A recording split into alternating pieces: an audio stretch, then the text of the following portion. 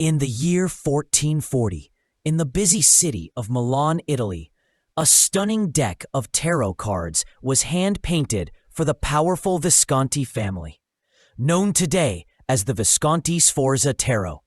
According to legend, a famous fortune teller in Milan once used this deck to read the family's future. She drew 3 cards: Death, the Tower, and the Devil, and said that tough times were coming, family fights, enemies nearby, and the possibility of losing control over their city. Strangely enough, not long after, the Visconti really did face serious problems and lost much of their power to the Sforza family. Was it just a coincidence? Or did the tarot actually predict what would happen? No one knows for sure. The tarot shows not the future, but the path you already walk. A standard tarot deck contains 78 cards split into 2 distinct groups. The major arcana consists of 22 named cards, typically numbered from 0 to 21. These are the dramatic ones, with titles like The Fool, Death, and The World. These 22 cards don't represent the small stuff.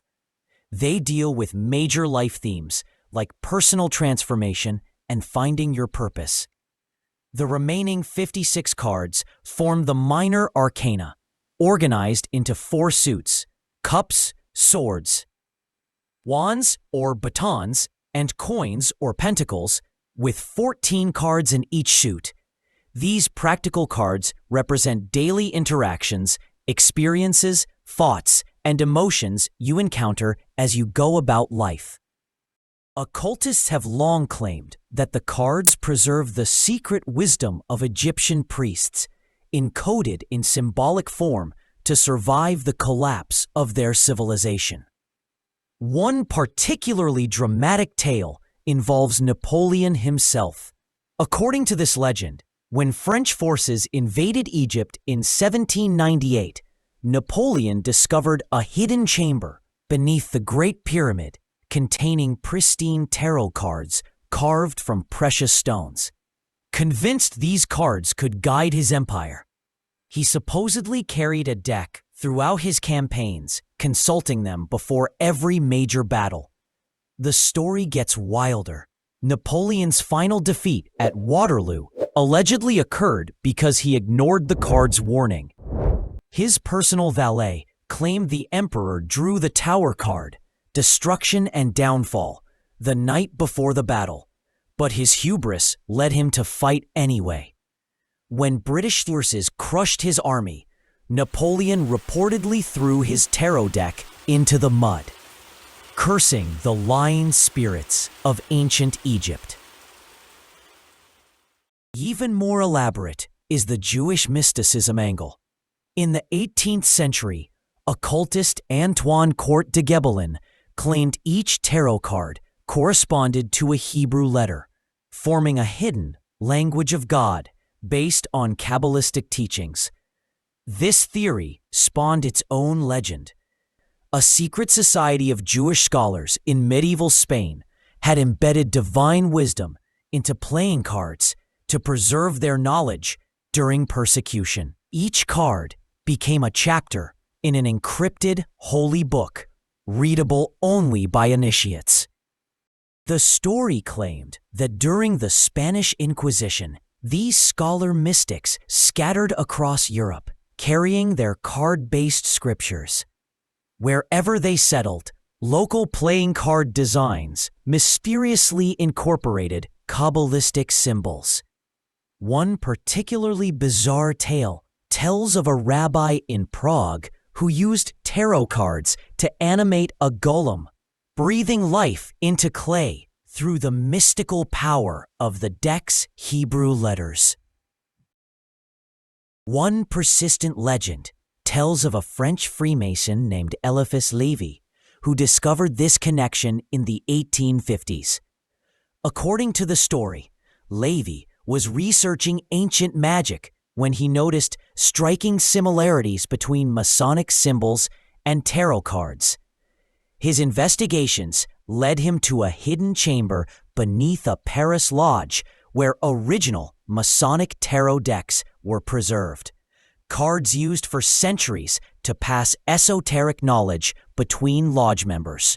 Levy supposedly documented his findings, but mysteriously, his notes disappeared after his death. Conspiracy theorists claim modern Freemasons destroyed the evidence to protect their secrets. Skeptics point out that Levy was indeed a real occultist, but his actual writings show he was creating these connections, not discovering them. But the most chilling claims about tarot involve its alleged power to summon malevolent spirits. In 1889, the Whitechapel Paranormal Society reported that several mediums had drawn the Devil card while attempting to contact Jack the Ripper's victims. According to their records, each seance involving these cards ended in violence, participants reporting scratches appearing on their bodies, furniture moving violently, and voices speaking in languages none of them understood. One particularly dramatic account describes a seance where the Devil card burst into flames while participants tried to contact Mary Kelly, the Ripper's final victim. Witnesses claimed they heard Kelly's voice screaming warnings about the Shadow Man before the entire deck scattered across the room, as if blown by invisible winds. While Victorian mediums were claiming supernatural powers, the true architects of tarot's mystical reputation were very much alive and quite clever.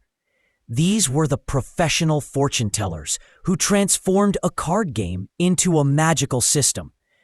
Jean-Baptiste Alliette, known as Attila, was perhaps the first to systematically promote tarot as a divination tool. Working in 18th century Paris, Attila claimed to have discovered the true ancient meanings of the cards through years of scholarly research. He published elaborate guides explaining how each card connected to Egyptian mythology. But Attila's real genius wasn't scholarly, it was theatrical. He dressed in flowing robes, surrounded himself with mystical props, and spoke in deliberately archaic language that made clients feel they were accessing ancient wisdom.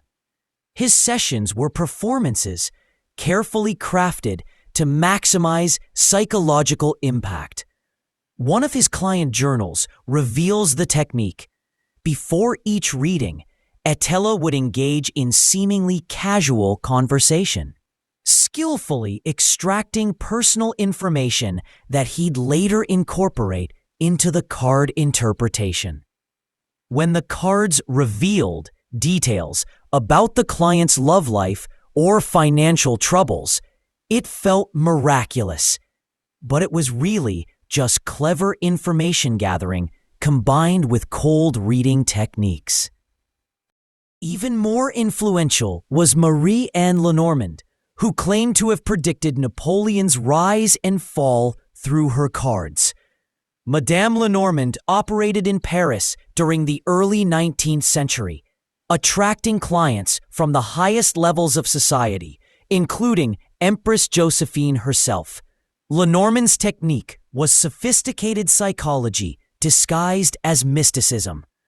She understood that most people came to fortune tellers during times of uncertainty, seeking not predictions but permission to make choices they already wanted to make.